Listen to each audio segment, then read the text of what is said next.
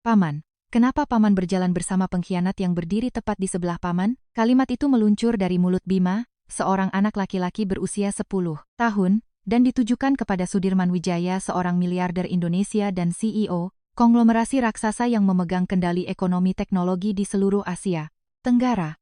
Bima bukanlah anak biasa. Dari mendiang ibunya, ia mewarisi bakat luar biasa. Hanya dengan menatap wajah seseorang, bocah itu bisa membaca nasibnya, tanpa meleset. Pada detik itu juga, wajah Sudirman yang maha kuasa seketika berubah dingin. Jika ucapanmu terbukti benar, aku akan memberimu 10 miliar rupiah. Tapi, jika kau berbohong, ayahmu akan masuk penjara. Begitu kata-kata itu diucapkan, rombongan sang miliarder tertawa terbahak-bahak, menunjuk-nunjuk anak itu. Tidak ada yang mempercayainya. Begitulah awal mula sebuah taruhan yang hasil akhirnya tak bisa diprediksi oleh siapapun di dunia ini. Benarkah apa yang dilihat anak ini sebuah kenyataan? Pagi, pukul 09.00, sebuah rumah petak semi permanen yang reyot di kawasan Kumuh, pinggiran Jakarta. Satria, pemuda berusia 20 tahun, sedang sibuk di dapur yang sempit. Gerakannya cekatan dan terukur. Meski makanannya sederhana, rantang, bekal yang ia siapkan diisi dengan sepenuh hati. Setelah kematian ibu mereka, saat Bima baru lahir, Satria menggantikan peran ibu sekaligus kakak tertua bagi adik bungsunya. Ayah mereka, Pak Joko, bekerja sebagai satpam dengan sistem shift, sehingga semua urusan rumah dan merawat Bima jatuh ke pundak Satria. Ia baru saja mengikat kantong plastik berisi bekal makan siang itu dengan rapi, ketika ponselnya berdering nyaring. Terperanjat, Satria buru-buru menjawab, "Ya, sekarang juga." "Oh, mandornya sakit pinggang." Panggilan itu dari proyek bangunan. Ia diminta segera menggantikan shift seseorang. Bagi Satria, ini adalah kesempatan yang tak boleh dilewatkan. Upah satu hari ini cukup untuk membayar tunggakan listrik yang menumpuk. Tapi ada satu masalah, siapa yang akan mengantar bekal untuk ayahnya? Satria berpikir sejenak dan menatap ke kamar sebelah, tempat adiknya tertidur, lelap. Ia merasa tidak tega menyuruh bocah 10 tahun itu pergi ke ujung lain, Jakarta, menuju pusat bisnis SCBD, namun tidak ada jalan lain. "Bima, Bim, bangun." Satria mengguncang pelan bahu adiknya. Bima yang masih mengantuk mengucek mata dan mengangkat kepalanya. Pandangannya masih mengembara, di antara alam mimpi dan kenyataan. "Ada apakah?" "Bim, kakak ada panggilan, kerja mendadak nih." Suara sang kakak terdengar bersalah. Melihat wajah kakaknya, Bima langsung duduk di ranjang. Meski masih sangat muda, ia selalu berusaha meringankan beban kakaknya. "Bapak hari ini lanjut shift malam, dia harus makan. Kamu bisa tolong antarkan bekal ini ke Bapak?"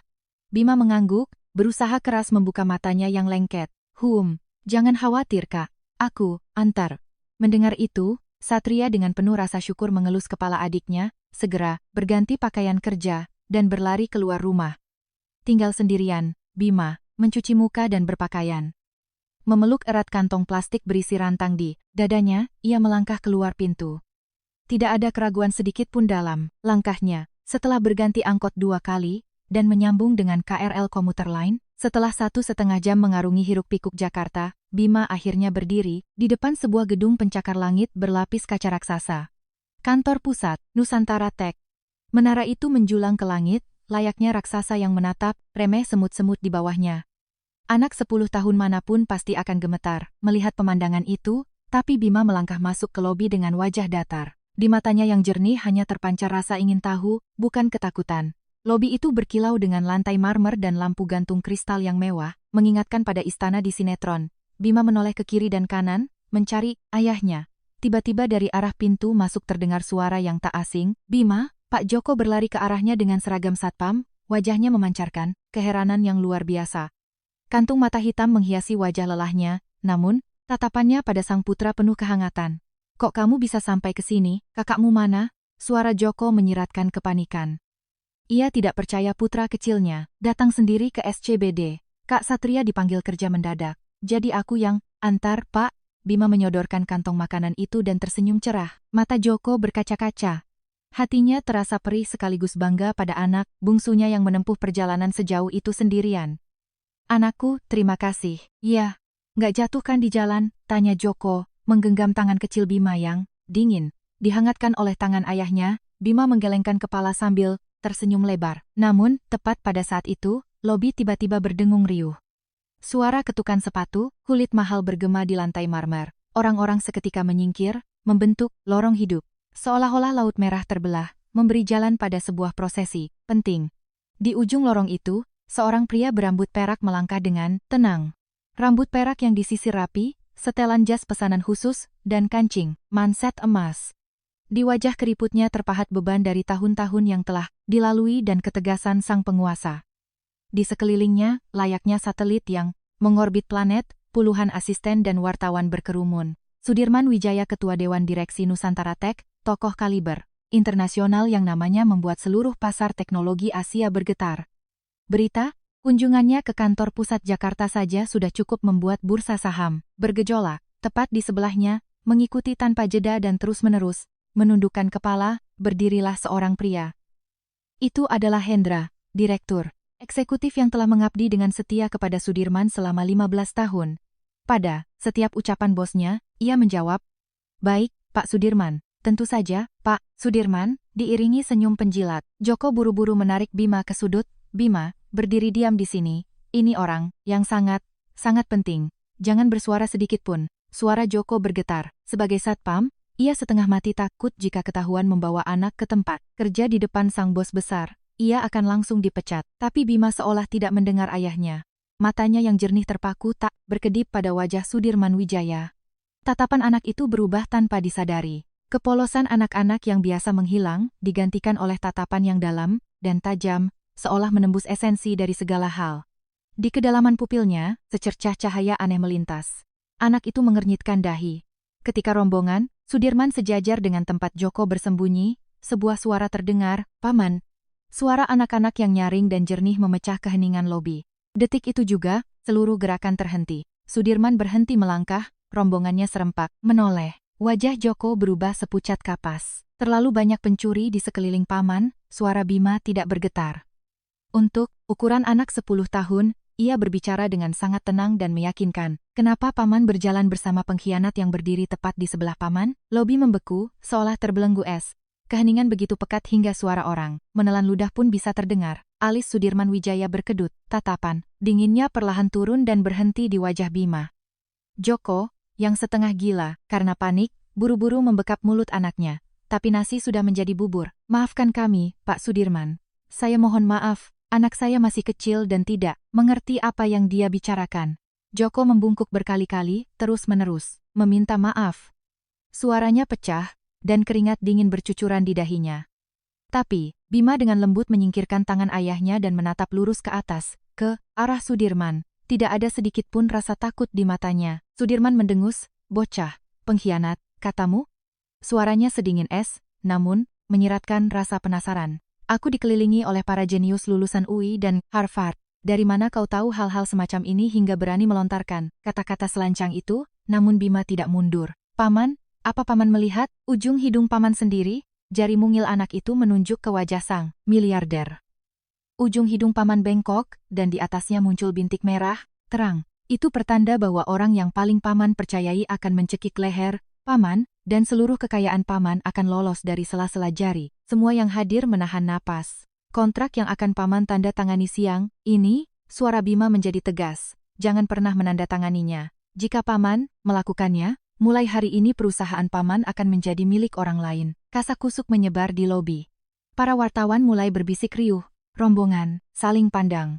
Di mata Sudirman, kilat tajam memancar. Tiba-tiba ia meledak dalam tawa dingin. "Membaca wajah, di abad ke-21 ini kau mencoba menakut-nakutiku dengan takhayul kuno?" Sudirman maju selangkah. Bayangannya, yang besar sepenuhnya menutupi sosok kecil Bima. "Baiklah, aku akan menawarkan taruhan." Suaranya merendah. "Jika semuanya terjadi seperti yang kau katakan, dan kesepakatan itu ternyata jebakan, serta benar-benar ada pencuri di sebelahku," sudut bibir Sudirman terangkat, "aku akan memberimu 10 miliar rupiah. 10 miliar? Mendengar jumlah itu, orang-orang di sekitar terkesiap. Namun, kata-kata Sudirman selanjutnya membuat semua orang syok. "Tapi jika kau salah, ayahmu akan masuk penjara karena penipuan." Lutut Joko lemas. Mendengar kata penjara, tubuhnya seolah lumpuh. Tapi Bima tetap menatap Sudirman tanpa gentar. Setelah mengucapkan hal itu dengan nada sedingin es, sang miliarder berbalik dan melangkah menuju lift pribadinya tanpa menoleh lagi. Hendra buru-buru menyusul di belakangnya. "Apakah kata-kata anak itu hanya omong kosong belaka?" Jam takdir sudah mulai berdetak. Begitu tatapan dingin Sudirman menghilang di balik pintu lift, suasana lobi berubah drastis. Gema langkah sang miliarder belum sepenuhnya reda, tapi semua pandangan sudah tertuju pada Joko dan Bima. Tatapan-tatapan itu membakar bak angin yang menusuk tulang. Keheningan dipecahkan oleh teriakan marah dari kepala cabang Jakarta. Dasar satpam gila. Wajah sang kepala cabang, Pak Budi, memerah karena murka. Pada hari biasa pun ia suka memaki bawahan, tapi kini kemarahannya tak terbendung. Fakta bahwa seorang pegawai rendahan membuat skandal sebesar ini di depan tokoh dunia adalah sebuah bencana. Bagaimana caramu mendidik anak harammu ini sampai dia berani menipu di depan? Pak Sudirman, membaca wajah, pengkhianat, ini pukulan telak bagi citra perusahaan. Keluar kalian berdua dari sini, sekarang juga. Pak Budi melangkah lebar ke arah Joko, siap mencengkeram kerahnya. Joko tidak melawan, ia hanya membungkuk dalam-dalam, terus meminta maaf. Maafkan saya, Pak Budi. Saya sungguh minta maaf. Maaf? Kau pikir permintaan maafmu bisa memperbaiki apa pun? Raungan sang direktur menggema di seluruh lobi. Para pegawai berhenti dan merekam kejadian itu dengan ponsel mereka. Telinga Joko memanas. 5 tahun ia bekerja keras di sini tanpa satupun keluhan, hanya untuk dipermalukan di depan semua orang seperti ini. Tapi Joko lebih mempedulikan anaknya ketimbang harga dirinya.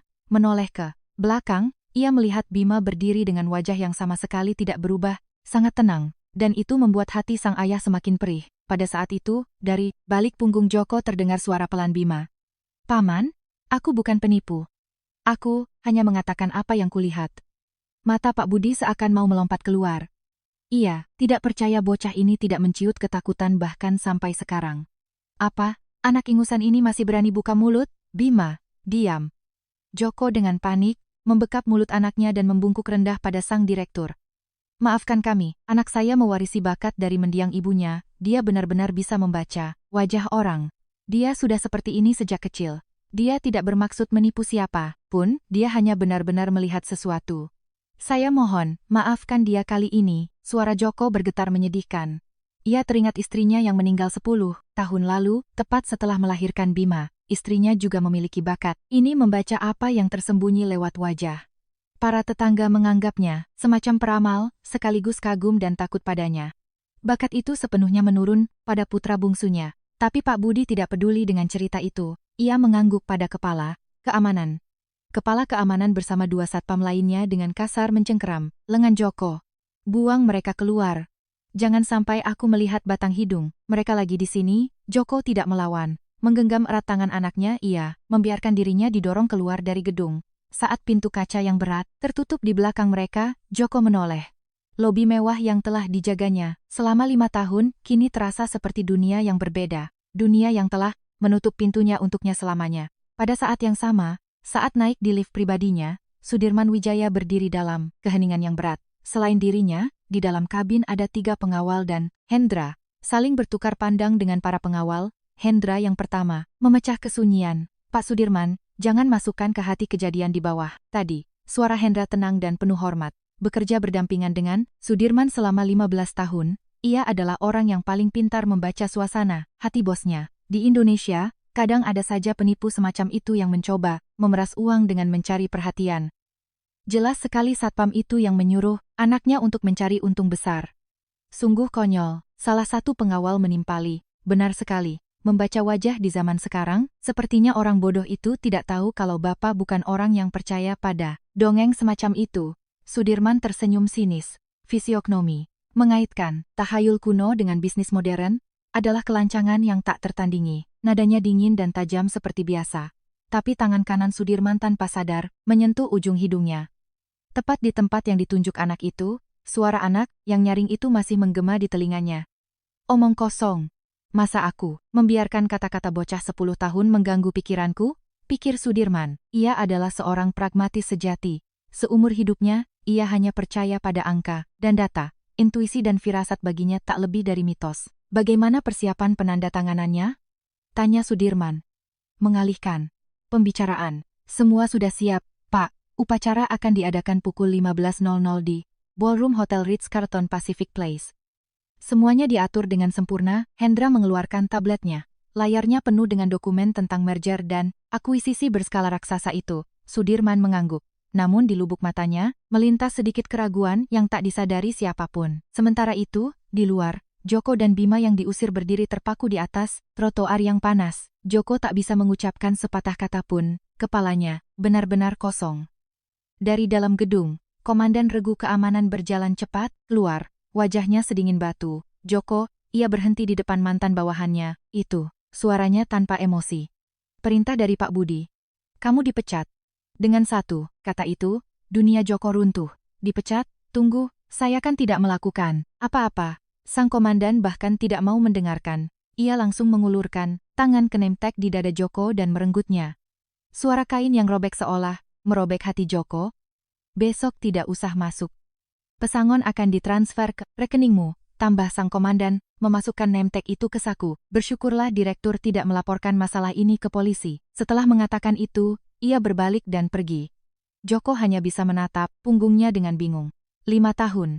Hujan, panas, sakit, atau sehat ia tidak pernah absen 1 hari pun menjaga gedung ini. Ia mengambil shift malam dan shift 24 jam penuh, yang membuatnya jarang bertemu anak-anaknya. Dan semua itu berubah, menjadi debu hanya dalam hitungan menit. Joko merosot lemas ke tanah. Kakinya tak sanggup menopangnya. Pandangannya mengabur, air mata panas mengalir di pipinya. Bapak, terdengar suara pelan Bima. Joko mengangkat kepalanya. Anaknya menatapnya dengan mata penuh rasa bersalah. Bima berjongkok di sebelahnya dan, dengan telapak tangannya yang kecil menggenggam erat tangan ayahnya yang kasar dan kapalan. Maafkan aku, Pak, ini semua gara-gara aku, seharusnya aku. Mata Bima juga berkaca-kaca, tapi ia tidak menangis. Sebaliknya, ia makin mengeratkan genggamannya pada tangan Joko dan berkata, tapi Pak, aku benar-benar melihatnya. Wajah paman itu diselimuti aura hitam. Aku tidak berbohong. Joko menatap wajah putranya. Di mata yang jernih itu tidak ada setitik pun kebohongan. Joko tahu, sejak kecil, Bima memiliki anugerah yang unik. Apakah itu berkah atau kutukan yang diwariskan mendiang istrinya? Joko masih belum tahu. Tapi sekarang, ia tidak bisa menyalahkan putranya. Bima hanya mengatakan apa yang ia lihat. Joko memeluk erat anak laki-lakinya itu dan menangis tanpa suara. Orang-orang yang lewat hanya melirik sinis dan bergegas pergi. Di bawah, bayang-bayang gedung pencakar langit SCBD yang berkilauan, ayah dan anak itu duduk berpelukan untuk waktu yang lama. Pada saat yang sama, Sudirman Wijaya telah sampai di ruang kerjanya di lantai paling atas. Melalui jendela panorama, pemandangan Jakarta yang memukau terbentang. Di bawah langit cerah, bundaran HI dan gedung-gedung tinggi ibu kota berkilauan memantulkan cahaya matahari. Namun Sudirman tak sedikit pun menatap pemandangan itu. Pandangannya terpaku pada tumpukan dokumen di atas meja, dokumen perjanjian merger yang harus ia tanda tangani siang ini. Jika kesepakatan ini berhasil, Nusantara Tech akan sepenuhnya menguasai pasar teknologi di Asia Pasifik. Nilainya mencapai ratusan triliun rupiah. Sudirman mengambil pena emasnya, tapi jari-jarinya sedikit gemetar. Kontrak yang akan paman tanda tangani siang ini, jangan pernah menandatanganinya. Jika paman melakukannya, mulai hari ini perusahaan paman akan menjadi milik orang lain. Suara anak itu kembali terngiang di kepalanya. Sudirman menggertakkan gigi. Omong kosong. Apa yang dipahami bocah ingusan 10 tahun? Ia menenangkan diri sambil membuka dokumen-dokumen itu. Semuanya telah diperiksa dengan saksama oleh Hendra. Sudirman mempercayai kompetensi Hendra yang telah menjadi tangan kanannya selama 15 tahun, lebih dari siapapun. Pak Sudirman, mau saya buatkan teh? Tanya sekretarisnya berhati-hati dari ambang pintu. Tidak perlu. Silakan keluar. Sudirman mengibaskan tangan. Sekretaris itu undur diri, dan keheningan kembali menyelimuti ruangan. Sudirman mencoba membaca teks kontrak tersebut, tapi huruf-huruf itu dengan aneh seolah lari dari pandangannya. Di benaknya, mata jernih anak itu terus-menerus muncul. Tatapan yang tidak gentar menghadapi kekuasaannya, dan menatap langsung ke dalam jiwanya. Ujung hidung paman bengkok dan di atasnya muncul bintik merah terang. Tangan Sudirman tanpa sadar menyentuh hidungnya. Menyadari hal itu, ia tersenyum getir. Apa yang sedang aku lakukan? Membiarkan kata-kata bocah mengganggu keseimbanganku? Sudirman dengan tegas menggelengkan kepala, menutup map itu, dan berdiri menuju kamar mandi pribadinya. Ia butuh membasuh wajahnya dengan air dingin untuk mengembalikan kewarasannya. Masuk ke kamar mandi, ia menyalakan keran air dingin dan memercikkannya ke wajah. Kesegaran air sedikit menjernihkan pikirannya. Sambil mengeringkan wajah, dengan handuk, Sudirman mengangkat kepala dan menatap cermin. Dan pada saat itu, ia membeku. Di bawah terangnya lampu kamar mandi, tepat di ujung hidungnya, terlihat sesuatu. Sebuah bintik kecil kemerahan, mirip jerawat yang baru tumbuh. Tadi pagi saat ia bercukur, benda itu sama sekali tidak ada di sana. Mata Sudirman terbelalak. Ia menyentuh hidungnya dengan jari. Bintik itu terasa panas. Ujung hidung paman bengkok dan di atasnya muncul bintik merah terang. Itu pertanda bahwa orang yang paling paman percayai akan mencekik leher paman, dan seluruh kekayaan paman akan lolos dari sela-sela jari. Suara anak itu kembali, berdering di kepalanya. Sudirman tak bisa melepaskan pandangannya dari cermin. Jantungnya berdegup kencang, bulu kuduknya meremang. Kebetulan, bisiknya, dengan suara bergetar. Hanya kebetulan. Tapi di matanya, ketakutan dan kebingungan yang tak terbendung perlahan menjalar. Ia menatap lekat-lekat bayangannya sendiri. Bintik merah di ujung hidungnya menyala, seolah tanpa suara, namun mendesak untuk memperingatkan sesuatu. Waktu berlalu cepat, dan tibalah saat-saat sebelum penandatanganan kontrak. Ballroom raksasa di Hotel Ritz-Carlton Pacific Place yang mewah di jantung Jakarta menyilaukan dengan kemegahannya. Lampu kristal di langit-langit bersinar, dan ratusan tamu memenuhi ruangan yang dilapisi karpet merah tebal. Para pimpinan perusahaan raksasa Indonesia, elit politik, wartawan dari seluruh Asia, kehadiran mereka saja sudah menunjukkan betapa pentingnya kesepakatan ini. Merger antara Nusantara Tech dan perusahaan IT besar lainnya. Jika kontrak ditandatangani, Sudirman akan menjadi penguasa mutlak. Ini adalah kesepakatan bernilai ratusan triliun rupiah, berita utama ekonomi regional. Di barisan depan, di kursi kehormatan, duduklah Sudirman Wijaya. Tapi wajahnya muram. Bahkan di bawah sorotan lampu terang, seolah ada bayangan gelap yang menggantung di atasnya. Di sekelilingnya terdengar ucapan selamat, dentingan, gelas wine. Tapi Sudirman tidak mendengar apapun. Pikirannya terus kembali ke insiden pagi tadi. Kendalikan dirimu. Ini cuma omong kosong bocah gembel. Ia meyakinkan dirinya sendiri dalam hati, menatap dokumen yang tergeletak di depannya. Map kontrak yang tebal, di mana halaman terakhirnya hanya menunggu tanda tangannya. Pada saat itu, Hendra mendekatinya dengan hati-hati. Pak Sudirman, Bapak tidak apa-apa? Di suaranya terdengar kepedulian yang tulus. Ya, tidak apa-apa. Hanya sedikit lelah. Sudirman memaksakan senyum. Hendra mengangguk lega, melirik sekilas ke dokumen itu, dan dengan penuh hormat menyodorkan pena. Pak Sudirman, segera setelah kesepakatan ini selesai, seluruh pasar akan berada di tangan Bapak. Hari ini Nusantara Tech akan resmi menjadi perusahaan terbesar. Para manajer tingkat atas yang hadir mengangguk setuju. Sudirman mengambil pena itu. Ia membuka halaman terakhir dokumen. Dan pada saat ujung pena itu menyentuh kertas, seluruh suara bising di ballroom tiba-tiba menjauh. Gumaman suara, denting gelas, jepretan kamera semuanya menjadi teredam, seolah ia berada di bawah air. Dan dalam keheningan yang seperti kapas itu, hanya satu suara yang terdengar, sangat jelas. Jangan pernah menandatanganinya. Tangan Sudirman terhenti. Jika Paman melakukannya, mulai hari ini perusahaan Paman akan menjadi milik orang lain. Suara anak-anak yang nyaring dan jernih itu, yang ia dengar pagi tadi di lobi. Sudirman tanpa sadar menyentuh ujung hidungnya. Bintik itu terasa seperti terbakar. Titik merah yang ia lihat di cermin pagi tadi kini seakan memancarkan panas. Pak Sudirman, terdengar suara Hendra. Sudirman terperanjat dan mengangkat kepalanya. Silakan ditandatangani, Pak. Semua orang sudah menunggu. Hendra mendesaknya dengan hati-hati. Di matanya melintas kilatan ketidaksabaran. Sudirman kembali menatap dokumen itu. Ia mencoba memaksa tangannya bergerak. Tapi suara itu terdengar lagi. Orang yang paling Paman percayai akan mencekik leher Paman. Dan seluruh kekayaan Paman akan lolos dari sela-sela jari. Mata Sudirman terbuka lebar. Ada sesuatu yang salah. Kecemasan yang tak bisa dijelaskan mencengkeram seluruh tubuhnya. Sebuah firasat yang tiba-tiba muncul, bahwa jika ia membubuhkan tanda tangan sekarang, sesuatu yang fatal dan tak bisa diperbaiki akan terjadi. Sudirman meletakkan penanya di atas meja. Pak Sudirman, tanya Hendra, kebingungan. Tunggu, kata Sudirman dengan suara berat. Kesepakatan ini ditunda. Dalam sekejap, ballroom itu membeku.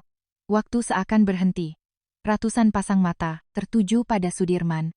Kilat lampu kamera makin gencar, para wartawan mulai ribut. Apa? Perwakilan dari perusahaan mitra melompat dari kursinya. Wajahnya berkerut tak percaya. Bapak bercanda, Pak Sudirman. Bapak tahu berapa lama kita menyiapkan ini? Di antara para direktur mulai terdengar bisik-bisik. Apa yang terjadi? Kenapa dia tiba-tiba membatalkan kesepakatannya? Ruangan itu seketika berubah menjadi kekacauan. Hendra yang pucat pasi mencengkeram lengan Sudirman. Pak Sudirman, apa yang Bapak katakan? Di suaranya terdengar kepanikan yang nyata. Seluruh dunia sedang menatap kita sekarang. Jika Bapak membatalkan kesepakatan ini, reputasi Nusantara Tech akan hancur. Saya mohon, kendalikan diri Bapak, cengkeraman. Tangan Hendra pada jas mahal Sudirman begitu kuat hingga meninggalkan lipatan dalam. Tapi Sudirman tak tergoyahkan. Ia perlahan mengusap hidungnya. Hidungnya masih terasa panas, bahkan lebih panas dari sebelumnya. Ujung hidung Paman bengkok, dan di atasnya muncul bintik merah terang. Sudirman yakin, ada sesuatu yang busuk di sini. Hari ini tidak akan ada penandatanganan, tegas Sudirman. Periksa ulang semua dokumen dari awal, setiap persyaratan, setiap angka, sampai koma terakhir. Kata-katanya bagaikan bom yang meledak. Pemimpin perusahaan mitra memukul meja, ini penipuan. Anda menganggap kami bodoh? Wartawan seperti orang gila, mengetik berita, para manajer kebingungan kesana kemari. Hendra berdiri dengan wajah seabu-abu rokok. Di matanya terbaca kebingungan dan emosi lain yang tak jelas. Sudirman tidak mengindahkan badai yang baru saja ia ciptakan, berdiri dengan tenang dan dikawal ketat meninggalkan ruangan. Kebisingan skandal itu tertinggal di belakangnya. Kembali ke ruang kerjanya, Sudirman menghela napas berat dan bersandar di kursinya. Ia masih tidak percaya dengan apa yang baru saja terjadi di hotel. Ia benar-benar menghentikan kesepakatan abad ini di detik-detik terakhir. Aku pasti sudah gila, pikir Sudirman, memegangi kepalanya. Aku, yang seumur hidup, hanya percaya pada logika dan fakta kering, menggagalkan kontrak ratusan triliun, karena ocehan bocah 10 tahun. Ini gila. Itu adalah keputusan yang sepenuhnya tidak rasional. Tapi ia tak bisa menahannya. Tangannya yang memegang, pena menolak untuk menurut. Seolah ada kekuatan tak kasat mata yang menahannya. Dan tepat pada saat itu, pintu ruang kerjanya terbuka dengan kasar. Sekretarisnya berhamburan masuk. Pak Sudirman, wajah sekretaris itu seputih, kapas. Ia terengah-engah, jelas-jelas berlari sekuat tenaga. Ada apa, Sudirman? Mengangkat pandangannya. Baru saja keluar berita darurat. Dengan tangan gemetar, sekretaris itu menyodorkan tablet. Di layar terpampang judul, berita kilat. Melihatnya, Sudirman merasa jantungnya berhenti berdetak. KPK dan Bareskrim bongkar manipulasi skala besar. Perusahaan mitra merger, sembunyikan utang raksasa lewat pembukuan ganda. Dengan suara gemetar, sekretaris itu membacakan berita. Utang nyata perusahaan ternyata 10 kali lipat lebih besar dari yang dilaporkan. Jika merger terjadi hari ini, korporasi, pembeli akan mewarisi utang tersembunyi senilai puluhan triliun rupiah. Manajemen perusahaan mitra telah ditahan oleh pihak berwenang. Sudirman tidak mendengarkan kelanjutannya. Gemetar menjalar ke seluruh tubuhnya. Jika 1 jam yang lalu ia membubuhkan tanda tangannya, Nusantara Tech akan mengambil alih utang tersebut dan langsung bangkrut seketika. Imperium yang ia bangun seumur hidup akan runtuh dalam semalam. Dan apa yang menyelamatkannya? Satu kata dari seorang bocah berusia 10 tahun. Sudirman dengan tangan gemetar membuka laci meja dan mengeluarkan cermin kecil. Dalam pantulannya, bintik merah di ujung hidungnya masih ada di sana. Dan kini, Sudirman mengerti. Kata-kata anak itu bukan lelucon, dan bukan tahayul. Apalagi, penipuan. Anak itu benar-benar melihat sesuatu. Dia bilang, orang yang paling Paman percayai akan mencekik leher Paman, gumam Sudirman. Penipuan dari perusahaan mitra sudah terungkap, tapi anak itu berkata dengan jelas, pengkhianat itu berdiri tepat di sebelahnya. Ini berarti, semuanya belum berakhir. Pengkhianat yang sebenarnya bersembunyi di suatu tempat, di sini. Di lingkaran terdekatnya, pandangan Sudirman menjadi setajam silet. Sekretaris. Ya, Pak Sudirman. Jawabnya dengan tegang. Sudirman diam sejenak, lalu memerintahkan dengan suara pelan, cari anak dari satpam yang dipecat tadi, pagi. Sekretaris itu membelalakan matanya. Cari dia dan segera bawa ke hadapanku. Apapun yang terjadi, ada keputusasaan dalam suara Sudirman. Bakat, anak itu, yang pagi tadi ia anggap sebagai tahayul kuno, kini terasa sebagai satu-satunya jalan keselamatannya. Sekretaris itu bingung, namun segera membungkuk. Baik, Pak Sudirman. Saya akan segera mengurusnya. Hanya anak ini yang bisa menunjukkan siapa pengkhianat yang sebenarnya. Tapi, sebelum Sudirman sempat menemukan bocah itu, dunia mulai runtuh di sekitarnya. Ia memang telah menyelamatkan perusahaan dari kerugian triliunan dan mencegah kesalahan fatal. Seharusnya ia menjadi pahlawan. Namun pada malam harinya, sekretarisnya menunjukkan sesuatu yang tak terbayangkan. Itu adalah sebuah forum anonim perusahaan. Dengan setiap usapan di layar ponsel, cibiran baru bermunculan. Seseorang telah membocorkan informasi bahwa sang ketua membatalkan kesepakatan gara-gara pagi harinya seorang anak kecil meramal wajahnya. Orang tua itu sudah gila. Apa dia kena demensia? Kirim dia ke rumah sakit jiwa. Selama lebih dari 70 tahun hidupnya, Sudirman tidak pernah mengalami penghinaan seperti ini. Ia meremas tablet itu begitu kuat hingga buku-buku jarinya memutih. Sudirman tidak mengucapkan sepatah kata pun tentang fisiognomi pada upacara tersebut. Ia hanya mengatakan dokumen-dokumen itu harus diperiksa ulang. Seseorang sengaja menyebarkan rumor ini untuk menghancurkannya. Tiba-tiba suara Bima terngiang di telinganya. Kenapa paman berjalan bersama pengkhianat yang berdiri tepat di sebelah paman? Tatapan Sudirman menggelap. Keesokan paginya, situasi di luar kendali. Begitu bangun dan melihat ponselnya, Sudirman merasa jantungnya mencelus. Puluhan panggilan tak terjawab. Dari anggota Dewan Direksi, pemegang saham utama, dan wartawan dari seluruh penjuru negeri. Berita utama berteriak, klinik di Dewan Direksi, bos Nusantara Tech, Sudirman Wijaya batalkan, kesepakatan mega proyek, gara-gara ramalan bocah 10 tahun. Di bawah artikel itu terpampang foto besar Sudirman dari upacara, penandatanganan yang diedit sedemikian rupa sehingga ia tampak seperti orang tua, yang bingung dan ketakutan. Ponselnya meluncur dari tangannya. Pria yang seumur, hidup mengandalkan perhitungan akurat, dalam semalam berubah menjadi fanatik, tahayul yang percaya pada dukun. Dan semua media besar memberitakan hal itu. Saham yang kemarin sepertinya mulai naik setelah berita penangkapan para penipu, kini anjlok ke jurang setelah artikel-artikel itu keluar. Aksi jual panik dimulai. Dewan Direksi segera menggelar rapat darurat via panggilan video. Wajah para direktur sedingin es. Pak Sudirman, tolong jelaskan, apa benar Anda membatalkan kontrak sepenting itu karena omongan anak ingusan? Sudirman membuka mulutnya, tapi tidak tahu harus menjawab apa. Pada akhirnya, kesepakatan itu memang terbukti penipuan, dan keputusannya benar. Tapi jika ditanya mengapa ia mengambil keputusan tersebut, ia tidak bisa berkata apa-apa. Mengakui bahwa itu karena bentuk hidung dan bintik merah. Bagaimana mungkin ia mengucapkan hal itu di depan mereka? Setelah rapat selesai, para reporter sudah berjaga di luar pintu ruang kerjanya, dan di atas meja Sudirman tersaji sebuah dokumen dari sebagian anggota Dewan Direksi, gugatan pemberhentian sementara dari jabatan ketua. Sudirman menatap kosong pada kertas itu. Ancaman pengusiran dari perusahaan yang ia bangun dengan tangannya sendiri kini menggantung di atasnya.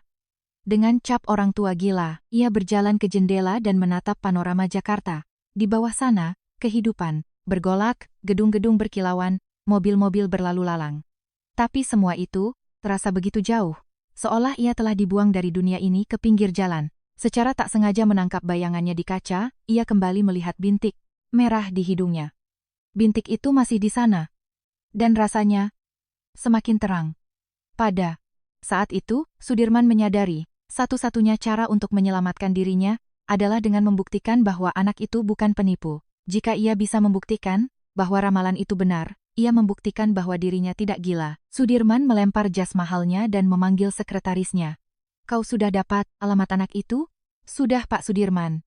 Di pinggiran Jakarta, kawasan rumah, petak kumuh. Tapi kalau Bapak keluar sekarang, para reporter, atur agar aku bisa keluar lewat pintu belakang, potong Sudirman. Sekretaris itu ragu-ragu, Pak Sudirman, izinkan saya menyiapkan mobil. Aku akan pergi sendiri. Mobil, tidak perlu. Pesankan taksi biasa. Taksi? Mata sekretaris itu terbelalak. Mendengar kata taksi dari mulut bos yang biasa bepergian khusus dengan Alphard dan jet pribadi sungguh tak masuk akal. Sudirman mengeluarkan jaket biasa dari lemarinya. Bayangan di cermin terasa asing baginya. Kemana perginya keagungan sang miliarder?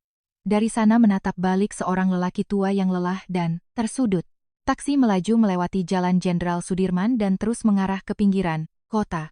Pemandangan di luar jendela berubah. Gedung pencakar langit kaca tergantikan oleh bangunan-bangunan kusam, dan jalan raya yang lebar berganti menjadi jalanan sempit yang berlubang. Akhirnya, mobil itu berhenti di kaki sebuah bukit di kawasan kumuh pinggiran. Sudirman turun dari taksi dan melihat sekeliling. Di atasnya membentang tangga tanah dan semen yang curam, tak berujung, dan setengah hancur, diapit oleh rumah-rumah kayu reyot dan pagar miring yang menghitam dimakan usia. Sudirman mulai mendaki perlahan. Tangga itu ternyata luar biasa curam. Baru beberapa anak tangga, ia mulai terengah-engah. Selama 70 tahun hidupnya, ia tidak pernah memanjat daerah kumuh seperti ini. Jantungnya serasa mau melompat. Dari dada, keringat mengalir di dahinya. Dan anehnya semakin sulit ia bernapas, semakin panas bintik merah di hidungnya terasa. Seolah bintik itu mendorongnya maju. Ketika ia dengan susah payah melewati anak tangga terakhir, di depannya tampak sebuah rumah petak kayu yang miring dengan atap seng berkarat. Di bangku kayu tua depan pintu, 2 orang sedang duduk makan malam. Itu adalah mantan Satpam Joko dan anaknya, Bima. Di atas meja papan itu tersaji makan malam, yang sangat sederhana, yang tampaknya ditinggalkan oleh Satria sebelum pergi ke shift malam. Sebakul nasi putih, sepiring tempe goreng, dan sambal terasi. Hanya itu. Tapi Bima memakan makanan sederhana itu dengan sangat lahap, seolah itu adalah hidangan pesta. Melihat mereka, Sudirman merasakan sesuatu menyumbat tenggorokannya. Seumur hidup ia menyantap hidangan mewah, meminum anggur seharga ratusan juta, makan masakan dari koki kelas dunia. Sementara anak ini berseri-seri bahagia di depan, sepiring nasi dan tempe. Sudirman melangkah maju. Joko mengangkat kepalanya, dan, begitu melihat wajah sang tamu, sendok di tangannya terjatuh. Pepak Sudirman, Joko melompat berdiri, secara naluriah menyembunyikan Bima di punggungnya. Wajahnya pucat pasi ketakutan. Ingatan akan rasa malu dan pemecatan kemarin, masih terlalu segar. Kami salah, kami tidak akan pernah berani mendekati gedung, itu lagi. Joko mulai mundur dengan panik, seperti hewan kecil yang terpojok, tapi Sudirman berdiri diam di tempatnya. Kemudian, perlahan, sangat perlahan, ia mendekati Joko. Joko. Suaranya bergetar. Sayalah yang bersalah. Mata Joko seakan mau melompat. Sudirman menggenggam erat tangan mantan satpam itu yang kasar dan kapalan. Fakta bahwa aku memecatmu. Fakta bahwa aku mengabaikan. Kata-kata anak yang luar biasa ini semuanya adalah salahku. Saya mohon, tolong, bantu saya. Joko membuka mulut, tapi tidak bisa mengeluarkan suara. Bos besar, dari perusahaan kelas dunia, datang sendiri ke permukiman kumuh ini, memegang tangannya, dan meminta bantuan. Ia merasa ini hanyalah mimpi. Sudirman menatap Bima yang bersembunyi di balik punggung ayahnya. Bima, Sudirman berjongkok, agar matanya sejajar dengan mata anak itu. Bima mengintip, dengan hati-hati dari balik punggung sang ayah. Di sudut bibirnya masih menempel sisa-sisa nasi. Sudirman menunjuk ujung hidungnya dengan jari. Paman, mendengarkanmu. Paman tidak menandatangani kontrak itu, dan perusahaan Paman, selamat. Tapi sekarang orang-orang menyebut Paman gila. Beritahu Paman. Pencuri yang kau lihat kemarin di wajah Paman. Siapa dia? Dan kapan bintik merah ini akan hilang? Suara Sudirman pecah. Tolong, ceritakan pada Paman. Semua yang kau lihat. Bima perlahan keluar dari balik punggung ayahnya. Mengusap remah nasi dari bibirnya dengan punggung tangan, ia menatap lekat-lekat wajah Sudirman. Matanya, yang jernih kembali bersinar aneh. Tatapan itu adalah tatapan tajam dan dalam, yang sama seperti kemarin di lobi, seolah ia sedang membaca sebuah buku yang tersembunyi. Bima memiringkan kepalanya. Tapi ia tidak mengatakan apa-apa. Sudirman menahan napas, menunggu. Tatapan Bima lama menyusuri wajah orang tua, itu. Dari dahi ke hidung, dari hidung ke bibir, dari bibir ke dagu. Seolah mengeja teks yang rumit huruf demi huruf. Akhirnya Bima berbicara, Paman, ayo, kita masuk ke dalam. Kalau kita bicara di sini, seluruh kampung akan dengar. Joko dengan panik mengibaskan tangannya. Bima, apa-apaan kamu? Bagaimana bisa mengajak Pak Sudirman masuk ke gubuk kita? Tidak apa-apa, potong Sudirman. Di suaranya tidak ada lagi keraguan. Aku bersedia masuk kemanapun, asalkan kita bisa bicara dengan tenang. Tunjukkan jalannya. Dengan bingung, Joko membuka pintu kayu yang berderit itu. Ruangan rumah petak yang kecil dan sempit. Sudirman harus menunduk dalam-dalam, agar bisa melewati ambang pintu. Langit-langit di sini terlalu rendah untuk tubuh tingginya. Penguasa imperium raksasa itu membungkuk sedemikian rupa untuk masuk ke dalam ruangan. Seumur hidupnya, ia tidak pernah menginjakkan kaki di tempat seperti ini. Ukuran ruangan itu tidak lebih dari 3 kali 3 meter. Karpet, plastik tua, meja kayu kusam, kasur lipat yang ditumpuk rapi di sudut, dan dinding yang catnya mengelupas. Tapi tempat itu sangat bersih. Di balik kemiskinannya, terasa bahwa penghuninya hidup dengan martabat. Joko dengan gugup mengambil bantal kursi tua dan meletakkannya di lantai di depan Sudirman. Maaf, Pak Sudirman. Di sini sangat sempit, tidak apa-apa. Duduklah, Sudirman. Duduk bersila langsung di atas lantai berbantalkan benda tua itu. Lututnya hampir menyentuh meja, tapi ia tidak peduli. Saat ini, ukuran ruangan tidak ada, artinya, Sudirman mengeluarkan amplop tebal dari balik jaketnya. Sebelum berangkat, ia telah menyuruh sekretarisnya menyiapkannya. Dari dalam amplop, belasan foto berserakan di atas meja usang. Itu adalah potret para eksekutif puncak Nusantara. Tek Cabang Indonesia. Sudirman menyusunnya dengan rapi di hadapan bocah itu. Ketegangan yang berat menggantung di ruangan itu. Hanya detak jam dinding tua yang terdengar. Joko meringkuk di sudut, bahkan takut untuk bernapas. Bima duduk bersimpuh di depan meja dan kembali mengamati wajah Sudirman dengan saksama. "Paman," jari Bima menunjuk ke ujung hidung Sudirman. "Ini bintik merah. Dalam seni membaca wajah, ini disebut roh merah." "Roh merah?" ulang Sudirman. "Ya. Ini adalah pertanda bahwa api akan berkobar di dalam rumah, dan seluruh kekayaan akan terbakar habis." Wajah Sudirman menegang. "Tapi Paman, tahu?" Suara Bima memelan. "Api ini tidak disulut dari luar. Ini dilakukan oleh orang yang paling Paman percayai. Dia diam-diam menyiramkan bensin di dalam rumah dan melempar korek api. Orang yang terus-menerus melukai hati Paman dan membuat darah Paman mendidih karena pengkhianatan. Orang itulah pencurinya, dia yang menaruh bintik ini di hidung Paman." Sudirman menelan ludah dengan tenggorokan kering. Jantungnya berdetak liar. Dengan tangan bergetar, ia menunjuk foto-foto di atas meja. "Bima, apakah di antara mereka ada yang membakar rumahku dan membuatku terlihat seperti orang gila? Pencuri itu?" Bima mengangguk. Ia mulai meneliti foto-foto itu perlahan. Foto pertama kepala cabang, Pak Budi, tersenyum menjilat ke arah kamera. Bima melirik foto itu dan menggelengkan kepala. "Bukan dia. Tatapannya terlalu dangkal. Dia tidak mampu merencanakan hal-hal besar. Cuma orang yang terbiasa menjilat dan disuruh-suruh." Foto kedua Direktur Keuangan. "Bukan dia juga. Hidungnya terlalu sempit serakah pada uang, tapi pengecut." Ketiga, keempat, kelima. Jari kecil itu meluncur di atas wajah-wajah. Sudirman mengikuti setiap gerakan anak itu dengan napas tertahan. Dan di foto ke-9, jari Bima berhenti. "Ini dia." Mata Sudirman terbelalak. Jantungnya seolah berhenti. Foto yang ditunjuk Bima. Itu bukan kepala cabang, bukan pula Direktur Keuangan. Itu adalah Hendra. Pria yang telah menjadi bayangannya selama lebih dari 15 tahun. Pria yang ia percayai layaknya anak kandungnya sendiri. "Tidak," Sudirman menggelengkan kepalanya dengan putus asa. Suaranya bergetar. "Itu tidak mungkin. Hendra sudah seperti anggota keluarga. Bagiku, aku sangat menyayanginya." Namun Bima tetap teguh. "Paman, lihatlah telinganya." Bima menunjuk foto Hendra. Telinganya menempel erat pada kepala, tertarik ke belakang. Telinga seperti ini disebut telinga pengkhianat. Ini ciri-ciri orang yang akan menusuk majikannya dari belakang.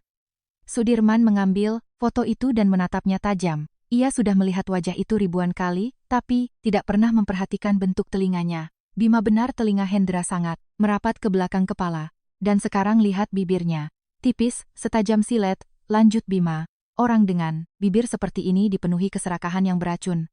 Tapi mereka tidak pernah menunjukkannya di luar.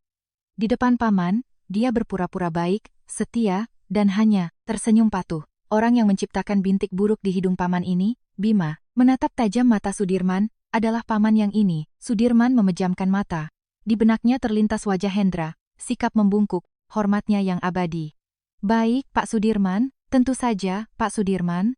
Selama 15 tahun, Hendra tidak pernah sekalipun mengecewakannya. Tapi tiba-tiba Sudirman teringat rentetan kejadian beberapa hari terakhir. Pada upacara tersebut, Hendralah yang paling aktif mendesaknya untuk tanda tangan. Saat Sudirman menghentikan kesepakatan, Hendra yang paling pucat pasi, dan rumor tentang gilanya sang CEO menyebar tepat setelah upacara itu. Siapa yang bisa menyebarkannya? Orang yang berada di sana, di ballroom itu, dan tahu persis tentang insiden di lobi pagi harinya. Pikiran ini menyayat hati Sudirman seperti silet yang tajam. Ia mencengkeram dadanya dan mengeluarkan erangan kesakitan. Bagaimana ini mungkin? Tikaman dari belakang oleh orang yang ia percayai tanpa batas. Syoknya sungguh luar biasa. Rasanya seluruh tenaga seketika lenyap dari tubuhnya. Dan pada saat itulah, sebuah telapak tangan kecil yang hangat menutupi tangan Sudirman yang sedingin es. Itu adalah Bima. "Paman, jangan sedih," kata anak itu, dengan pelan. Suaranya sangat tenang untuk ukuran bocah 10 tahun. "Pencuri, itu sudah mengemasi barang curiannya. Kalau Paman berteriak sekarang, pencuri, itu akan kabur dan menghancurkan semua bukti. Paman harus pura-pura tidur, pura-pura tidak tahu apa-apa, tidak curiga sama sekali."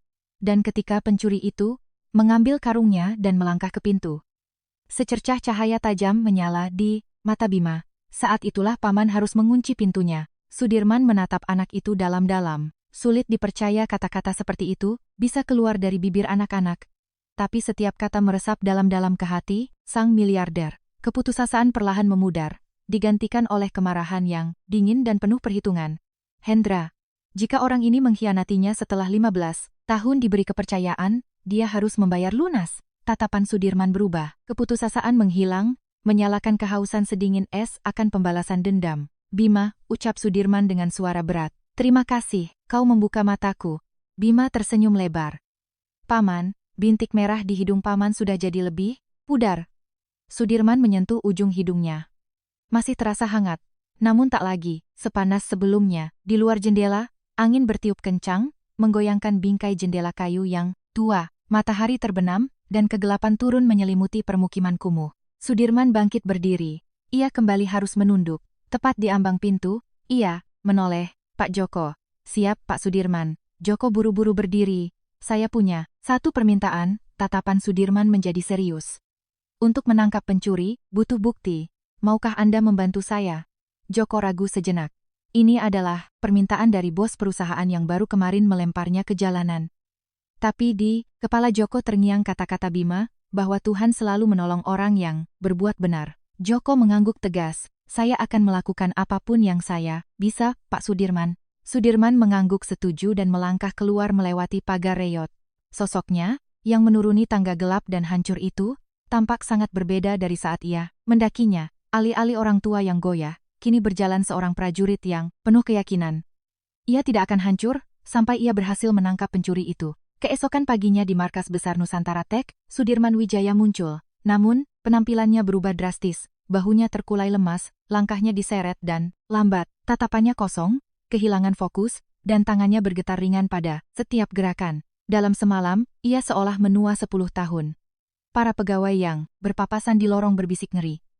Sekretarisnya bergegas mencoba memapahnya, namun Sudirman menepis lemah, tersenyum tipis. Tidak apa-apa, semalam aku kurang tidur. Masuk ke ruangannya, ia menjatuhkan diri dengan berat ke sofa, menarik napas dalam, lalu memejamkan mata. Panggil Hendra ke sini, perintahnya, lemah pada sekretaris. Tak lama, pintu terbuka dan Hendra masuk. Wajahnya menunjukkan kehati-hatian, tingkat tinggi. Setelah skandal rapat direksi kemarin, ia sangat menantikan. Langkah apa yang akan diambil bosnya?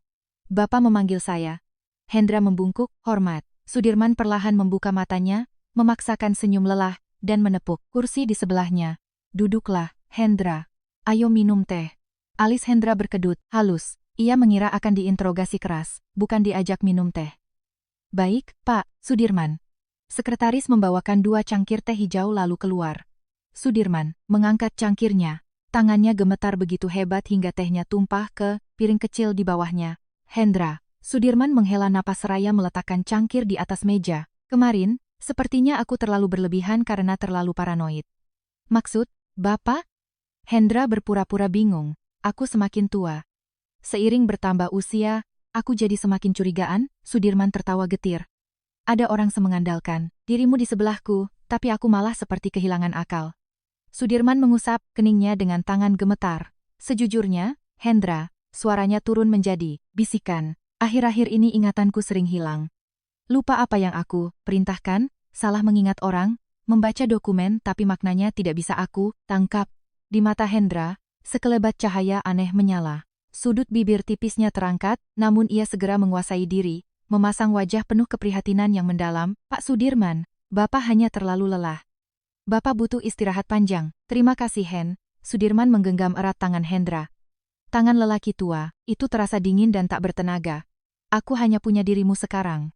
15 tahun kau jadi sandaranku. Bagaimana bisa aku melupakan itu? Hendra, dengan penyesalan palsu menundukkan kepalanya. Ah, Pak Sudirman. Saya berutang budi seumur hidup pada Bapak. Tapi begitu ia menundukkan pandangannya, tatapannya menjadi sedingin es.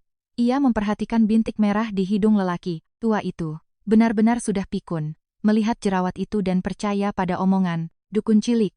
Sekarang semuanya sudah berakhir, soraknya dalam hati.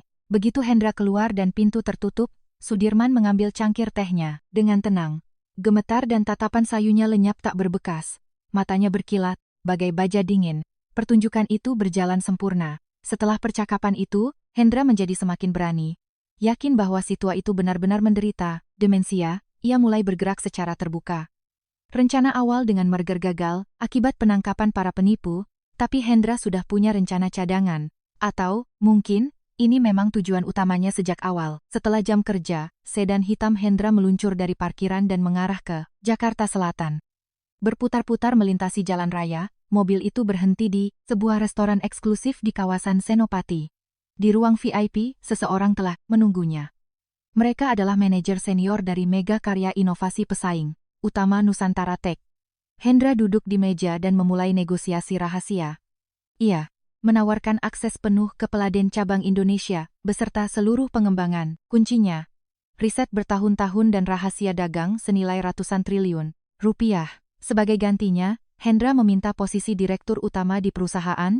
Hasil merger nanti, si tua Sudirman itu sudah barang rongsokan.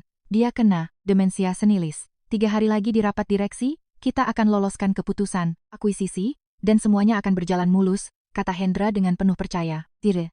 Pada saat yang sama, Sudirman duduk di ruang kerjanya yang gelap, menghadap layar monitor. Melalui sistem rahasia yang hanya diketahui oleh Kepala Keamanan Pusat, ia melihat semua yang terjadi di dalam dan luar perusahaan. Di salah satu layar, ia melihat Hendra. Sudirman menatap lekat-lekat wajah pengkhianat itu, telinganya benar-benar terlipat ke belakang, layaknya predator yang mengendus mangsa. Ayo, kumpulkan karungmu sebanyak mungkin, bisik Sudirman dengan dingin, tapi ia tidak mempercayai siapapun di dalam perusahaannya. Bukan bagian keamanan, bukan pula para sekretaris. Siapa saja bisa saja sudah dibeli oleh Hendra. Seperti peringatan Bima, pengkhianat itu mungkin tidak bekerja sendirian.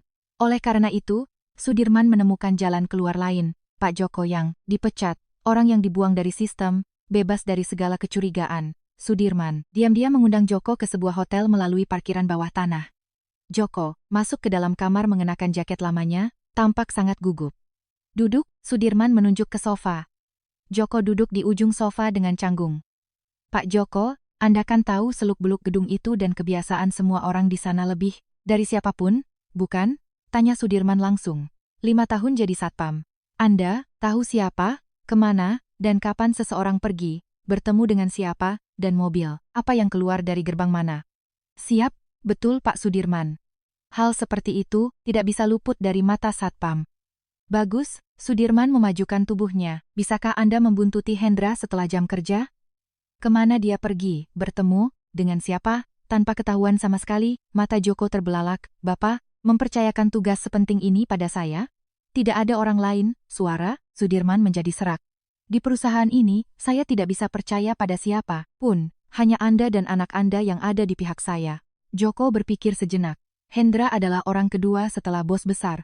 Jika ia tertangkap basah, akibatnya akan sangat fatal. Tapi diingatannya terbayang, wajah Bima dan kata-katanya bahwa Tuhan membantu orang yang benar.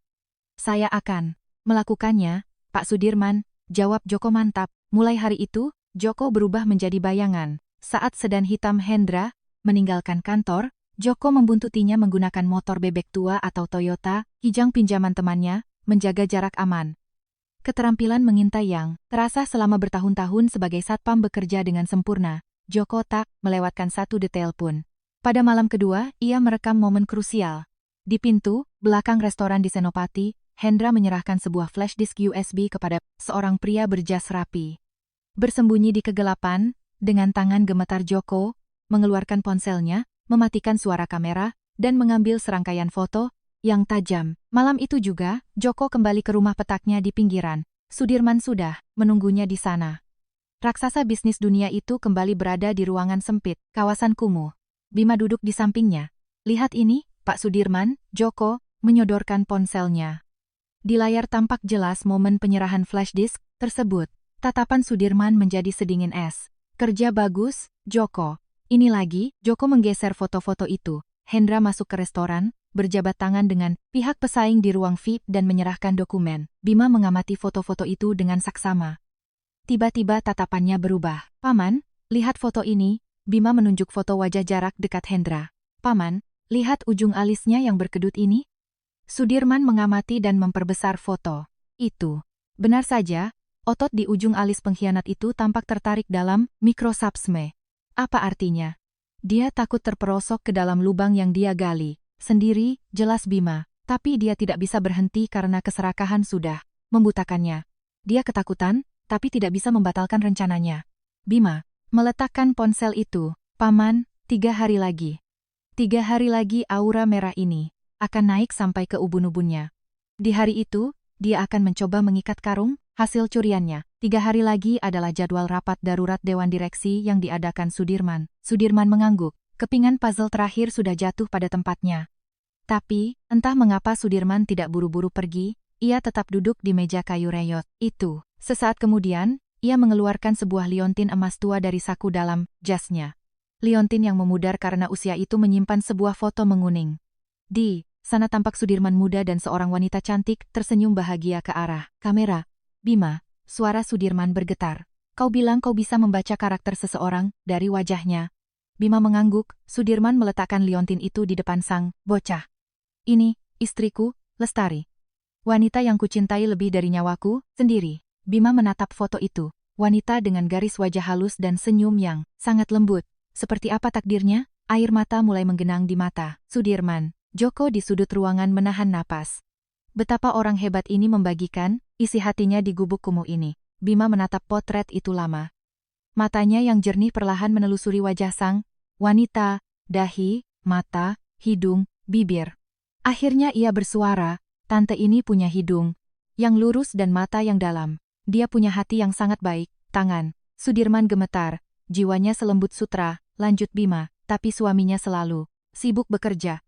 Dia hidup dengan kekosongan yang dingin di dadanya. Dia merasa sangat kesepian. Ya, Sudirman menahan napas. Tapi, Paman, Bima menggenggam tangan Sudirman. Dia sama sekali tidak menyalahkan Paman bahkan di saat dia meninggal. Air mata menetes di pipi Sudirman. Ia menggigit bibir, tak kuasa menahan isakannya. Paman, di dagu Paman, ada bekas luka kecil kan? Bima menunjuk dagu pria tua, itu, di mana memang terdapat bekas luka lama yang samar. Tante setiap kali menangis di dalam hati kalau melihat luka itu. Dia sangat takut beban yang Paman pikul seumur hidup akan terlalu berat. Karena itu di hatinya tak ada dendam, yang ada hanya rasa takut memikirkan Paman. Sudirman tidak tahan lagi. Ia menutup wajahnya dengan kedua tangan dan menangis keras-keras. Pria yang mempermainkan nasib ekonomi regional itu menangis, layaknya anak kecil di kamar sempit rumah petak kumuh. Ia belum pernah menceritakan hal ini kepada siapapun. Di hari istrinya meninggal di rumah sakit, ia sedang berada di pertemuan bisnis yang krusial dan tidak sempat mengucapkan selamat tinggal. Hal itu menjadi kutukannya. Dalam mengejar kekuasaan dan kekayaan, ia kehilangan sosok paling berharga. Rasa bersalah menggerogotinya selama puluhan tahun. Tapi kepada siapa ia bisa mencurahkan isi hatinya? Siapa yang bisa memahaminya? Dan anak ini, hanya dengan melihat foto, mengerti semuanya. Sang istri tidak mengutuknya. Ia justru mengkhawatirkannya. Satu kalimat itu menghancurkan batu karang yang menekan dada Sudirman selama puluhan tahun. Setelah tangisannya reda, Sudirman mengangkat matanya yang merah dan bengkak. Bima, katanya dengan suara serak. Terima kasih banyak. Bima tersenyum cerah dan mengelus tangan Sudirman. Paman sudah menangis, dan wajah Paman jadi lebih terang. Bintik merah di hidung Paman hampir hilang. Sudirman memaksakan senyum di sela sisa air mata. Setelah menenangkan diri, ia mengelus kepala Bima dan bertanya, "Kalau besar nanti kamu mau jadi apa, Bima?" Bocah itu berpikir sejenak, lalu menjawab, "Aku tidak ingin menghukum orang jahat, tapi aku ingin menghapus air mata mereka yang jiwanya terluka. Seperti, Paman." Sudirman kembali merasakan sesuatu tercekat di tenggorokannya. Rasanya tak masuk akal kata-kata ini diucapkan anak 10 tahun. Tapi matanya yang jernih, memancarkan ketulusan mutlak. "Kamu harus jadi orang seperti itu, Sudirman," memeluk erat Bima. "Dan Paman akan membantumu. Paman akan melakukan apapun, supaya kamu bisa mewujudkannya. Paman akan melindungimu sampai akhir." Cahaya bulan mengintip dari jendela gubuk. Bayangan sang miliarder tua dan bocah kecil menyatu. Terlepas dari perbedaan usia, status, dan nasib, pada momen itu mereka diikat oleh ikatan yang paling kuat. Sudirman menyadari, apa yang akan ia perjuangkan di rapat direksi 3 hari lagi bukan sekadar demi menyelamatkan perusahaan. Ini adalah perjuangan agar ia tidak malu menghadapi istrinya yang menatap dari surga. Dan agar ia tidak mengkhianati kepercayaan anak ini, Sudirman berdiri. Ia siap bertempur. Sehari sebelum rapat Dewan Direksi, Sudirman memanggil Hendra ke ruangannya. Kembali dalam peran lelaki tua yang pikun, dengan tangan bergetar dan pandangan kosong. "Hendra, aku punya satu permintaan terakhir padamu." Sudirman menyodorkan selembar kertas. Itu adalah draft persetujuan penjualan saham mayoritas Nusantara Tech kepada kompetitor lokal. Pupil Hendra membesar karena syok. Namun ia menekan rasa kemenangannya dan bertanya hati-hati, "Pak Sudirman, apa ini? Aku tak punya tenaga lagi untuk menarik beban sebesar ini." Sudirman menghela napas berat. "Besok di rapat, kau sendiri yang akan membacakan dokumen ini. Aku sepenuhnya mempercayakan keputusannya padamu." Jantung Hendra berdegup kencang bak kuda pacu. "Apakah ini sungguhan? Si tua, bangka ini sendiri yang memberikan semuanya padaku. Apalagi yang bisa lebih sempurna, Pak Sudirman? Apakah Bapak sangat mempercayai saya?" Hendra memainkan emosi haru yang mendalam, suaranya dibuat bergetar. "Tentu saja. Siapa lagi yang selalu bersamaku 15 tahun ini kalau bukan dirimu?" Sudirman menepuk bahu Hendra. Hendra membungkuk rendah. "Terima kasih, Pak Sudirman, saya tidak akan mengecewakan Bapak." Namun pada saat membungkuk, di bibir tipisnya merekah senyum predator. Orang tua ini sudah hancur. Sudirman melihat jelas senyum itu. Begitu Hendra keluar, Sudirman bangkit dan berjalan ke arah jendela. Tikus sudah mendekati keju. Tinggal menutup perangkapnya. Senyum dingin menyentuh bibir sang miliarder. Hari penentuan pun tiba. Ruang konferensi di lantai paling atas menara SCBD. Di meja bundar dari kayu mahoni, belasan anggota Dewan Direksi berkumpul. Melalui panggilan video, hadir pula para mitra dari Eropa dan Asia. Ketegangan menggantung tebal di udara. Hari ini, nasib korporasi akan diputuskan. Di ujung meja, duduklah Sudirman Wijaya. Bahunya turun, pandangannya menatap kehampaan, kepalanya sedikit miring ke samping. Tampaknya ia bahkan nyaris tak menyadari keberadaannya di sana. Di antara direktur berembus bisik-bisik, "Pak Ketua sudah benar-benar rapuh." Rumor tentang demensianya memang benar. Dan tiba-tiba, Hendra melompat berdiri dari kursinya. Wajahnya memancarkan euforia kemenangan. Telinganya yang merapat ke belakang seakan menegang layaknya pemangsa, sementara bibir tipisnya menyeringai arogan.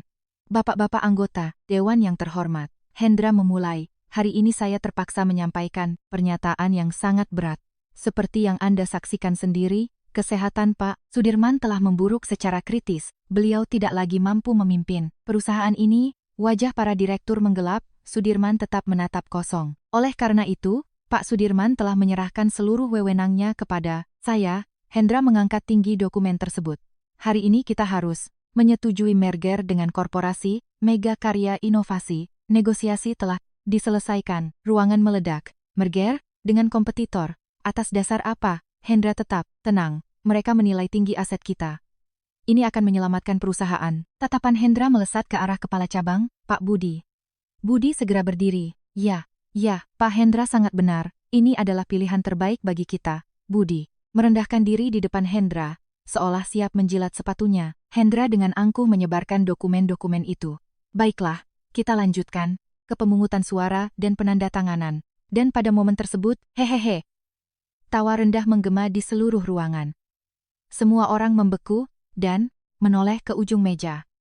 Sudirman, yang sedari tadi duduk bagaikan sayur layu, mengangkat kepalanya. Di wajahnya tersungging senyum seringai sedingin es. "Hendra." Suara Sudirman berubah drastis. Tak ada lagi getaran. Itu adalah suara bariton yang berat dan penuh kuasa dari penguasa imperium yang sesungguhnya. "Kau sudah cukup banyak mengisi karungmu, bukan?" Wajah Hendra memucat. Pak Sudirman, apa yang Bapak bicarakan?" Sudirman perlahan berdiri, bahunya tegak. Tatapan kosongnya berganti dengan kilat tajam, mata burung elang.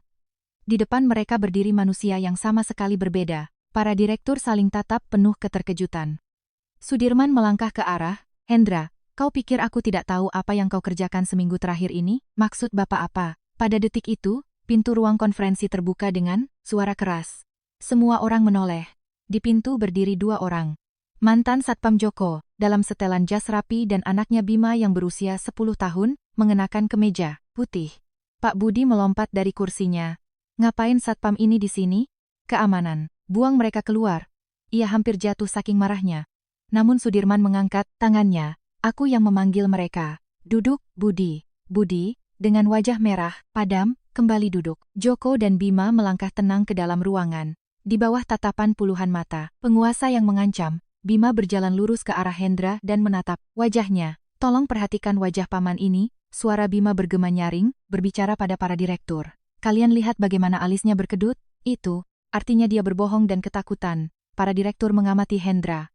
Wajahnya benar-benar mengalami kejang mikroskopis. Lalu, apa kalian lihat garis gelap di atas bibirnya? Lanjut, Bima. Itu tanda bahwa dia ingin mencuri milik orang lain dan kabur. Paman ini sekarang sedang mencoba mencuri perusahaan kalian. Ruangan terkesiap. Hendra meraung. Sirkus macam apa ini? Anda membawa tukang ramal, jalanan ke rapat dewan direksi, panggil polisi. Ini pengacauan rapat. Namun Sudirman sama sekali tak bergeming. Ia hanya menekan sebuah tombol di remote-nya. Layar raksasa di dinding menyala. Muncul sebuah video, sebuah jalan gelap di kawasan Senopati, sedan hitam. Hendra menyerahkan flash disk kepada orang dari perusahaan saingan. Rekaman audio pun diputar. Di sini semua. Database Nusantara Tech, cetak biru, dan hak paten. Sebagai gantinya saya, menunggu kursi direktur utama. Dan si tua bangka Sudirman itu sudah pikun, percaya sama dukun kecil, kita akan singkirkan dia. Gema tawa Hendra dari rekaman itu membahana di seluruh ruangan. Keheningan yang mematikan. Semua mata bagaikan tombak menusuk ke arah Hendra, wajahnya berubah lebih pucat dari kertas. Pak Budi melompat seperti disiram air, panas, melompat menjauhi Hendra, ya Tuhan. Mengerikan sekali, Budi mengibaskan tangannya di depan para direktur. Saya tidak tahu apa-apa. Saya tidak pernah mengira Pak Hendra sejahat itu. Hendra memandang pembelot itu dengan jijik, namun ia sudah tidak peduli lagi padanya. Ini adalah akhir. Lutut Hendra lemas, dan ia pun ambruk ke lantai. Sudirman melangkah mendekatinya dan menatap ke bawah. Kau menertawakan bintik merah di hidungku. Menyebutku orang tua gila yang percaya tahayul. Sudirman membungkuk ke arah Hendra. Tapi api dari bintik itu membakar dirimu sendiri. Air mata keputusasaan mengalir dari mata Hendra. Pintu kembali terbuka. Petugas dari Bareskrim Polri melangkah masuk. Tangan Hendra diborgol. Anda ditahan atas tuduhan spionase komersial dan pengkhianatan terhadap kepentingan korporasi. Hendra digiring keluar. Punggungnya terlihat begitu menyedihkan. Sudirman menghampiri Joko dan menjabat tangannya erat. Bapak-bapak direktur, yang terhormat, seru Sudirman. Hari ini yang menyelamatkan perusahaan bukan kalkulasi atau analitik saya. Yang menyelamatkan perusahaan adalah anak, laki-laki yang mampu membaca hati manusia ini, dan satpam yang sangat setia ini. Mulai hari ini, Joko diangkat menjadi kepala keamanan seluruh korporasi. Joko tertegun, Pak Sudirman, kalau bukan karena Anda, kita tidak akan bisa mengumpulkan bukti-bukti itu. Saya tidak akan pernah melupakan ini. Seketika itu juga Pak Budi berlari mendekat dengan senyuman penjilat yang baru. Aduh, Pak Joko, saya dari dulu sudah tahu, insting saya tajam, saya dari awal, melihat potensi luar biasa dalam diri Bapak. Sudirman mendengus, Budi, kau, benar-benar tak tertolong. Budi mundur perlahan dengan canggung. Bima mendekati Sudirman dan menunjuk ke arah hidungnya, tersenyum riang. Paman, bintiknya sudah hilang. Sudirman mengusap hidungnya. Benarkah? Iya. Di wajah Paman sekarang terbit matahari yang bersinar terang. Mata Sudirman berkaca-kaca, ia memeluk erat anak itu. Terima kasih, Bima. Terima kasih. Melalui kaca jendela menara SCBD, cahaya matahari menyinari Sudirman, Joko, dan Bima. Badai telah berlalu. Tinggal sendirian di ruangannya, Sudirman memandangi senja Jakarta, semburat, jingga memandikan kota dengan warna keemasan. Ia memikirkan Hendra. 15 tahun yang lalu, ia hanyalah seorang pemuda ambisius dari perusahaan kecil. Sudirman membesarkannya, menganggapnya seperti anak lelaki yang tak pernah ia miliki. Namun ia mengkhianatinya. Memang menyakitkan, namun rasa syukur karena diselamatkan oleh Bima terasa jauh lebih kuat daripada rasa sakit hati itu. Seorang bocah 10 tahun telah menyelamatkan imperiumnya. Pintu terbuka, Pak. Budi masuk seraya membungkuk dalam-dalam. Pak Sudirman, maafkan saya sungguh tidak tahu bahwa Hendra sejahat itu. Saya bersumpah akan setia selamanya. Tanpa menoleh, Sudirman menjawab, Budi, kau dulu menjilat sepatu. Hendra, sekarang merendahkan diri di depanku. Besok kau pasti cari majikan baru. Wajah Budi memerah padam.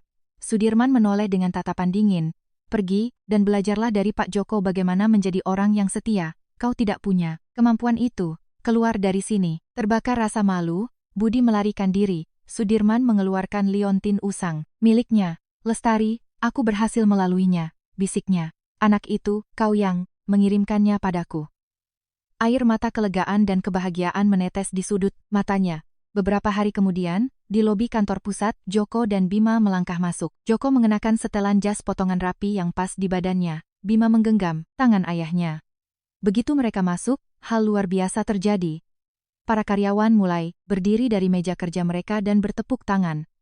Suara tepukan tangan meriah, memenuhi lobi, tempat di mana belum lama ini Joko diusir secara memalukan. "Selamat, Pak Joko." Joko menjadi serba salah, tak tahu kemana harus memandang. Pintu lift terbuka. Dan dari sana melangkah Sudirman sendiri, menyambut mereka, dengan senyum berseri-seri. "Mari," Sudirman meraih tangan Bima. Pada rapat direksi berikutnya, suasana dipenuhi kegembiraan.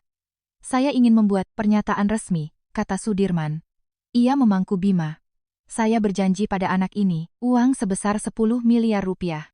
Gemuruh kecil terdengar di ruangan itu. "Hari ini saya mengumumkan berdirinya Yayasan Amal Mata Hati. Saya menyumbangkan 10 miliar rupiah ke dalamnya.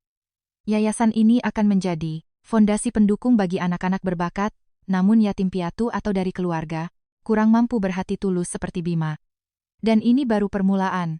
Joko tak sanggup menahan tangis dan membungkuk dalam-dalam. "Terima kasih banyak, Pak Sudirman." Bima juga turun dari pangkuan dan membungkuk. "Terima kasih, Paman. Justru aku yang berterima kasih padamu, Bima." Sudirman mengusap kepalanya. Saat mereka melangkah keluar, mobil Alphard Sudirman telah menunggu di depan gedung. Budi berlari-lari kecil di sekitarnya, mencoba mencari muka. Sebelum masuk ke mobil, Sudirman menatap Bima. "Bima, kau bisa melihat pengkhianat dan juga masa depanku. Kalau nasibmu sendiri bagaimana? Akan jadi orang seperti apa kau nantinya?" Bima berpikir sejenak, lalu mendekat dan membisikkan sesuatu ke telinga sang miliarder. Mata Sudirman melebar, kemudian ia tertawa menggelegar. "Hahaha, benarkah? Itu berita yang sangat bagus. Apa yang dia katakan, Pak?" Budi nyaris mati penasaran. Joko juga ikut keheranan. Tapi Bima hanya tersenyum, penuh rahasia. "Itu rahasia kami." Bocah itu mengedipkan sebelah matanya. Tawa, mereka membahana di antara gedung-gedung pencakar langit SCBD. Di bawah, hangatnya mentari sore. Babak baru yang cerah baru saja dimulai. 10 tahun kemudian, Indonesia, Jakarta. Di salah satu menara komplek SCBD di lantai paling atas, terletak ruang kerja Ketua Nusantara Tech. Dari jendela panoramanya terhampar pemandangan indah lekukan Sungai Ciliwung, Monas, dan gedung-gedung kawasan Gelora Bung Karno. Sudirman Wijaya, yang kini berusia 80 tahun berdiri, menghadap jendela. Rambutnya kini sepenuhnya memutih, keriputnya makin dalam, namun pandangannya tetap sejernih 10 tahun yang lalu. Terdengar ketukan di pintu.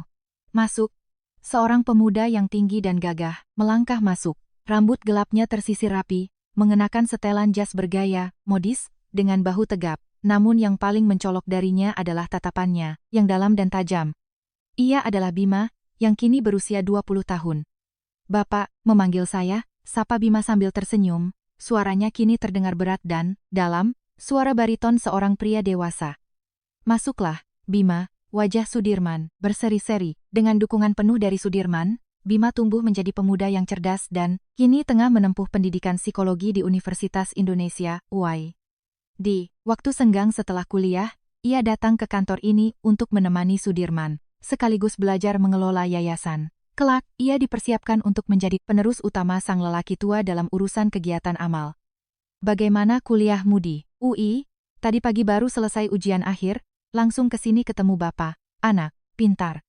Selama 10 tahun, Yayasan Mata Hati telah berkembang menjadi organisasi raksasa dengan aset miliaran rupiah, menolong anak-anak yatim piatu, dan dari keluarga prasejahtera di seluruh penjuru Nusantara. Sudirman memandang keluar jendela. "Bima, kau ingat hari itu 10 tahun lalu, saat aku bertanya kau mau jadi apa, lalu kau membisikkannya ke telingaku?"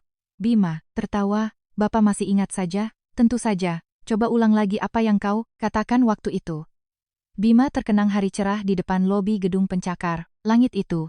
Saat ia, bocah 10 tahun, berbisik kepada sang penguasa imperium bisnis. "Aku akan memakai jas yang sama bagusnya dengan punya Paman, lalu berdiri di samping Paman.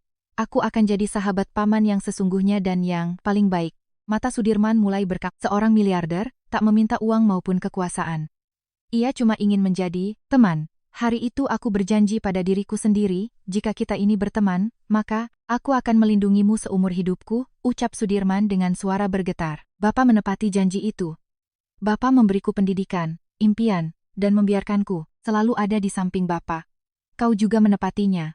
Kau selalu datang, menengokku, menjaga si tua bangka ini dari kesepian." Sudirman menggenggam kedua tangan pemuda itu. "Bima, katakan padaku, seperti apa wajahku sekarang? Apa kau masih melihat pengkhianat?" Bima meneliti dengan cermat wajah penuh keriput lelaki 80 tahun di hadapannya.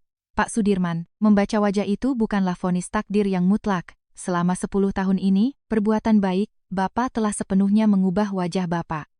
Bapak telah menyelamatkan ribuan nyawa lewat yayasan amal kita. Sekarang, wajah Bapak seperti wajah seorang malaikat yang suci. Sungguh, air mata menetes di pipi Sudirman.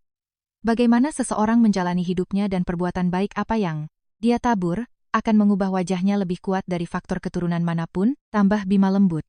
Melihat Bapak, aku belajar tentang itu setiap hari. Sudirman terdiam lalu memeluk erat pemuda itu. Bagaimana kabar ayahmu? Tanya Sudirman beberapa saat kemudian.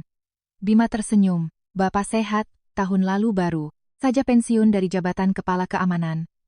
Sekarang lagi asyik momong cucu dari Kak Satria di rumahnya di pinggiran. Baguslah, kalau Pak Budi bagaimana? Bima tertawa lebar. Aduh, Pak Budi sampai sekarang masih sering main ke rumah Bapak. Duduk-duduk, ngopi bareng makan singkong rebus. Kata Bapak, dia sudah jadi orang yang lumayan baik. Memang masih suka membual, tapi dia sudah belajar arti tulus. Sudirman terkekeh. Manusia bisa berubah. 10 tahun itu satu era yang panjang, mereka berdua berdiri menghadap jendela kaca raksasa. Mentari sore sedang terbenam di ufuk Jakarta, melukis langit di atas Monas dengan gradasi warna, lembayung dan keemasan. Bapak tahu, bisik Bima. Wajah itu cuma jejak yang ditinggalkan hati di atas kulit kita. Jika kita hidup dengan pikiran yang murni, wajah akan menjadi terang. Bagaimana cara kita menjalani hidup itulah yang terpenting. Bima meremas lembut tangan Sudirman. Mari kita terus menjaga hati, kita tetap terang. Dan dengan begitu, kita akan menua dengan wajah yang paling indah di dunia. Di mata Sudirman kembali menggenang air mata, tapi kali ini air mata kebahagiaan paripurna. Ya, mari kita menua bersama-sama. Angguk orang tua, itu. Tawa kedua sahabat ini menggema di ruangan kerja raksasa itu. Di luar jendela, senja ibu kota bersinar memesona. 10 tahun yang lalu, takdir mempertemukan seorang miliarder Indonesia dan seorang bocah dari kampung kumuh di sebuah rumah petak reot.